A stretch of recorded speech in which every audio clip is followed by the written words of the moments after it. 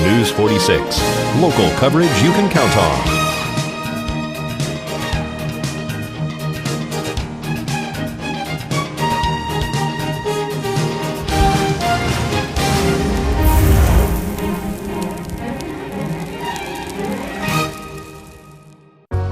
Are you on Medicare, have special needs, or are you losing your doctor? Please, let me help you.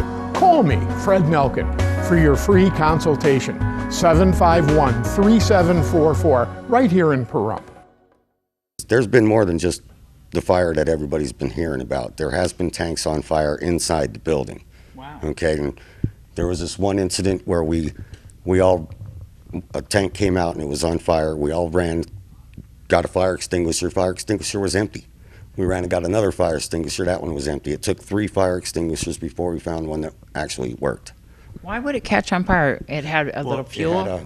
It had a bad valve on it that got past, some of the workers, which I always blamed it on fatigue of the workers because they're just overworked. Let's talk about the fatigue. That's a main concern of yours, isn't it? Yeah, it was. It was, and it still is to this day, but I know that now they got 2 crews, and I know that they're probably a little safer over there than they were when I was there.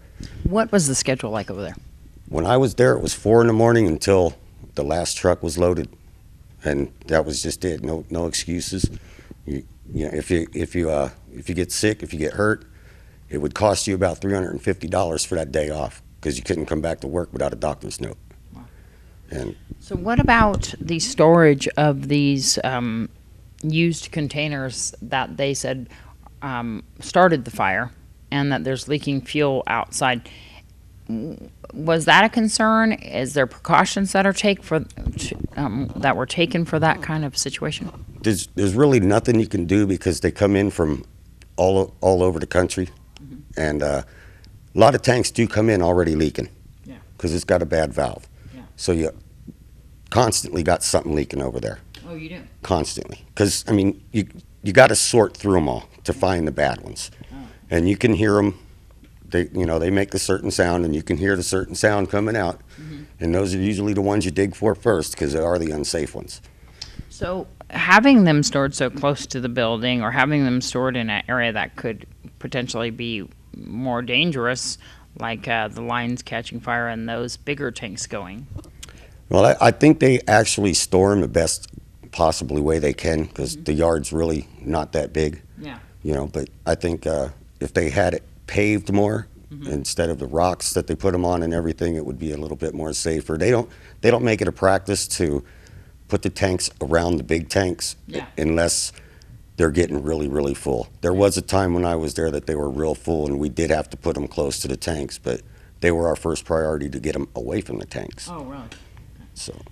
So the facility, I know that the employees are in there and that they're cleaning up now and everything, and they're hoping to eventually reopen and start doing this. Do you think that a situation like this where we've had an explosion, we've had an injured employee, is going to change the practice there? Yes, I do. I think that they're going to definitely have an extensive safety meeting, and maybe they will consider some of the things that I had brought up when I did work there, and hopefully they do.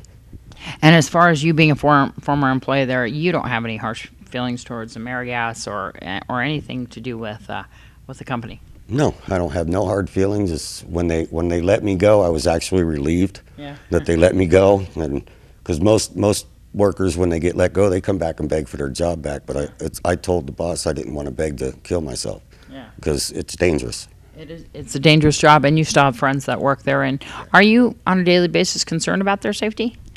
Yeah, I talk to them about it a lot, and make sure, when I bump into them at the stores and stuff, and we still talk.